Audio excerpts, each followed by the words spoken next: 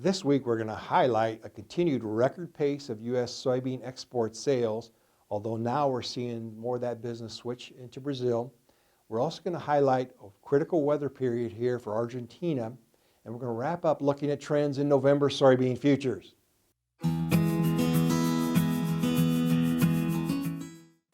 Hi, this is Brian Basting with Advanced Trading. Let's talk about the soybean market.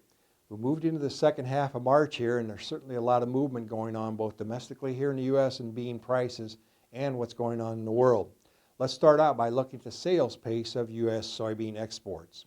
Now we're continuing to focus on this because we just passed the midpoint of the crop year here on March 1st. We're looking at a total of 2.220 billion bushels of beans have been sold. Why that's so critically important is for the entire year, as we highlight here, the USDA is only forecasting 2.250 billion bushels. So over the last 24 to 25 weeks of this crop year, what the USDA is saying is that we're only going to sell an additional 30 million bushels of beans.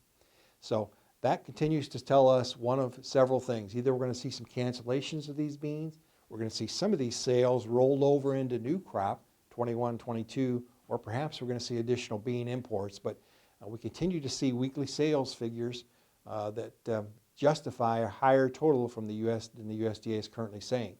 The yellow flag in this whole issue, though, as we highlight here, is ASF, because we do still have some bushels on the books to China here for old crop that would be at risk if we were to see ASF really resurge. Again, I'm not saying that today. It's not a catastrophic situation, but it is a wild card to keep an eye on. Here's the key message. This is where you want to continue to work closely with your trusted risk management advisor to manage this price movement in beans, both old crop and new crop, because of wild cards such as ASF could cause a change in a hurry. Let's move on now and focus on weather trends in Argentina.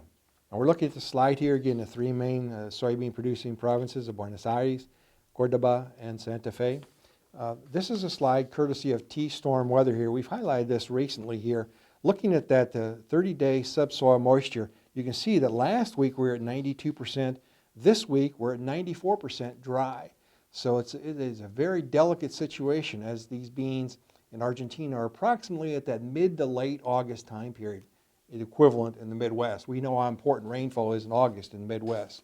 We're going to move on now and focus on the forecast slides for the short-term weather trends. Our slides, as usual, are courtesy of T-Storm Weather.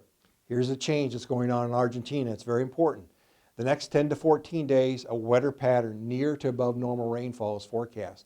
Remember, we've been highlighting a drier forecast the last about 6 weeks, so this is a big change. And the key will be to see if enough rainfall arrives to be salvage whatever's left of the crop. And we'll let that play out over the next month. Looking at our final weather slide here, we're looking at closer to normal for several of those provinces over the next 2 weeks. Let's wrap things up today looking briefly at November soybean futures. And we continue to highlight this. We're looking at the highest price for November soybean futures in March since 2013. Strongly encourage you to continue to work closely with your trusted risk management advisor to manage 2020 as well as projected 2021 soybean bushels. Now, if you'd like more information, please feel free to contact us at 800-664-2321. We'll put you in contact with one of our risk management consultants who'll be happy to visit with you at your convenience. And remember, we upload every Wednesday.